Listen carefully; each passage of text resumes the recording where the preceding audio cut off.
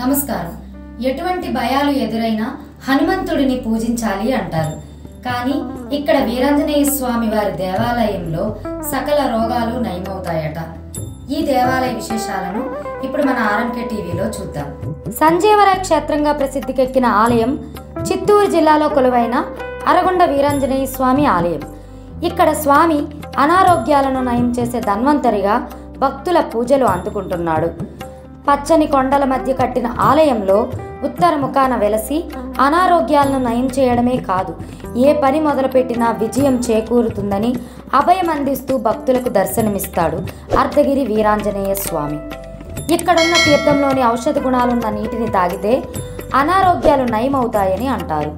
అందుకే ఈ ఆలయాన్ని సంజీవరాయ క్షేత్రం అని పిలుస్తారు.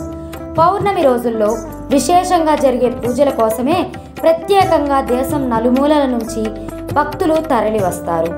లంకలో ఉన్న సీతమ్మను విడిపించేందుకు శ్రీరామచంద్రుడు వానర సైన్యంతో కలిసి రావణుడి పైన యుద్ధం ప్రకటిస్తాడు. ఆ సమయంలో రావణుడి కుమారుడైన ఇంద్రజిత్తు వల్ల లక్ష్మణుడు మూర్ఛపోతాడు. అతడిని పరీక్షించిన సుసేనుడనే వానర వైద్యుడు లక్ష్మణుడు లేవాలంటే హిమాలయ పర్వతాలకు ఆవల ఉన్న సంజీవని మూలికను తీసుకురావాలని చెబుతాడు. అలా రామాజ్ఞతో హనుమంతుడు హిమాలయాలకు వెళ్ళి సంజీవని పర్వతాన్ని చేరుకుంటాడు.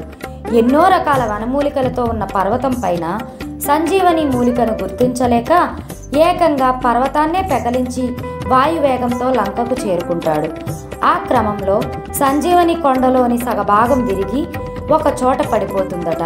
అలా పడిపోయిన ప్రదేశమే ఇప్పటి అరగొండ.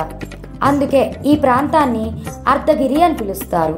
సంజీవని పర్వతంలోని సగభాగం అరగొండలో విరిగి పడటంతో అందులో ఉన్న సంజీవని, సంజీవకరణి, వైశాలకరణి, సంధాన వంటి మూలికలు భూమిలో నిక్షిప్తమయ్యాయి అంటారు.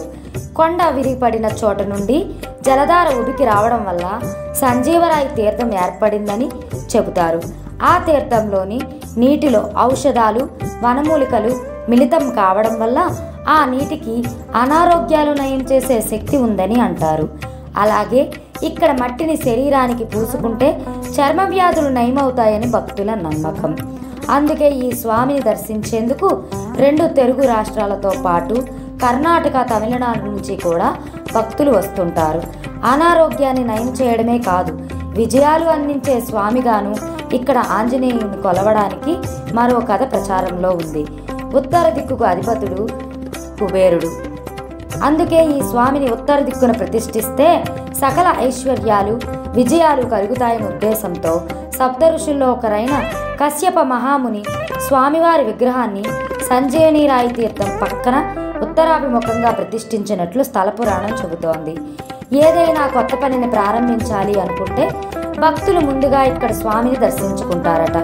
ఈ ఆలయం రాజ చోళుల కాలం నుండి ఉన్న అప్పట్లో చిన్న గోపురం మాత్రమే ఉండేదని, 2004 నుంచి దీన్ని దేవాదాయ శాఖ స్వాధీనం చేసుకొని అభివృద్ధి చేసినట్లు తెలుస్తోంది. పౌర్ణమి రోజున చంద్రకిరణాల ప్రభావం ఇక్కడ తీర్థంలో పడి ఆ నీటి మహిమ మరింతగా పెరుగుతుందని, అప్పుడు ఆ నీటిని త్రాగి స్వామివారిని దర్శించుకుంటే ఆరోగ్యం సొంతమవుతుందని నమ్మే భక్తులు ఈ ఆలయానికి 9 పౌర్ణమిలు వస్తారని ఆలయ నిర్వాహకులు చెబుతున్నారు. పౌర్ణమి రోజున స్వామికి సుదర్శన హోమం, సాయంత్రం ప్రాకారోత్సవం, ఆకుపూజ, వడమాల సేవతో పాటు ప్రత్యేక అభిషేకాలు నిర్వహిస్తారు. ఇలాంటి మరెన్నో పుణ్యక్షేత్ర విశేషాలతో, పురాణ గాథలతో మళ్ళీ కలుసుకుందాం.